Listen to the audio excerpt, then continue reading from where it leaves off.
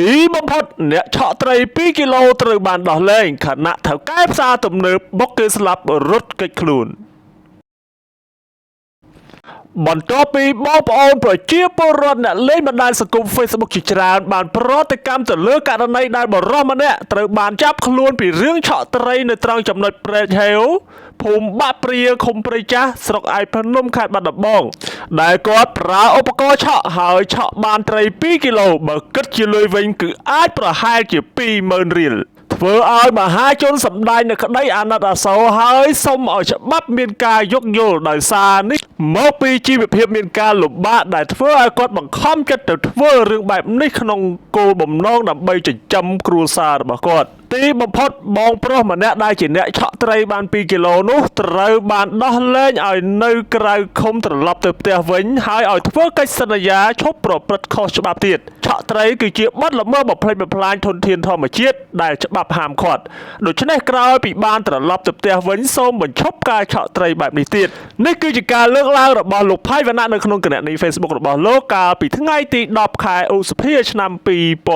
2026ហើយលោកផៃវណ្ណៈក៏បានបន្តទៀតថាសូមគោរពអរគុណថ្នាក់ដឹកនាំនិងមន្ត្រីអនុវត្តច្បាប់ដែលមានការយោគយល់ផ្ដល់ឱកាសឲ្យអ្នកឆក់ត្រីរូបនេះមានសេរីភាពវិញនិងកែខ្លួនកុំឲ្យមានកំហុសបន្តទៀតសូមបញ្ជាក់ផងដែរថាលោកសានប៊ុនលោកដែលត្រូវបានតុលាការដោះលែងឲ្យមានសេរីភាពវិញបានទៅដល់ផ្ទះជួបជុំប្រពន្ធនិងកូនតូចៗទាំង4នាក់របស់គាត់វិញហើយនៅយប់ថ្ងៃទី10ខែឧសភាឆ្នាំ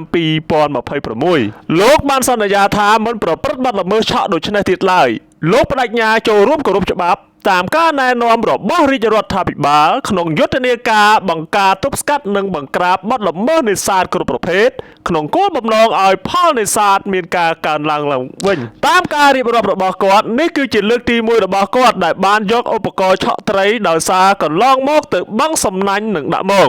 លោកទទួលស្គាល់កំហុសហើយក៏សូមថ្លែងអំណរគុណដល់ថ្នាក់ដឹកនាំដែលបានជួយអន្តរាគមន៍ឲ្យលោកមានសេរីភាពវិញក្រុមការងារដែលបានទៅដល់ផ្ទះរបស់គាត់ពិតជាបានមើលឃើញថាលោកសានប៊ុនលោកនិងគ្រួសារមានជីវភាពលំបាកមែនទែនហើយរបរនេសាទជាឆ្នាំងចិញ្ចឹមក្រពះរបស់ពួកគេសូមរួមគ្នាទប់ស្កាត់និងបញ្ឈប់សកម្មភាពឆក់ត្រីដើម្បីមច្ឆជាតិរបស់យើងនេះបើតាមអ្វីដែលលោកសសុភ័ក្របានលើកឡើងនៅលើគណនី Facebook របស់លោកកាលពីថ្ងៃទី10ខែឧសភាឆ្នាំ2026ត្រឡប់មកងាកមើលជាមួយនឹងលោកសយបូរ៉ាដែលជាថៅកែផ្សារទំនើបហេឆៃលីនៅឯខេត្តបាត់ដំបងនេះឯវិញពេលនេះការពិតត្រូវបានលាតត្រដាងហើយអ្នកបើកបររថយន្តបុកជនរងគ្រោះស្លាប់គឺលោកសយបូរ៉ាដែលជាថៅកែផ្សារទំនើបហេឆៃលីក្រុងបាត់ដំបង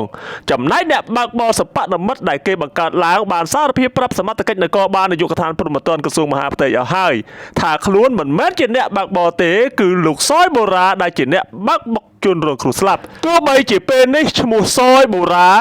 រត់គេចខ្លួនទៅក្រៅប្រទេសក៏ដោយច្បាប់នៅតែជាច្បាប់ជនរងគ្រោះត្រូវតែទទួលបានយុត្តិធម៌នេះបើតាមការលើកឡើងរបស់លោកផៃវណ្ណៈនៅក្នុងគណនី Facebook ផ្ទាល់ខ្លួនរបស់លោកនៅថ្ងៃទី11ឧសភាឆ្នាំ2026នេះហើយលោកបានបន្តទៀតថាខ្ញុំតស៊ូតាមក្តីមួយនេះរហូតដល់ជនរងគ្រោះទទួលបានសំណងនិងបានយុត្តិធម៌ពិតប្រាកដ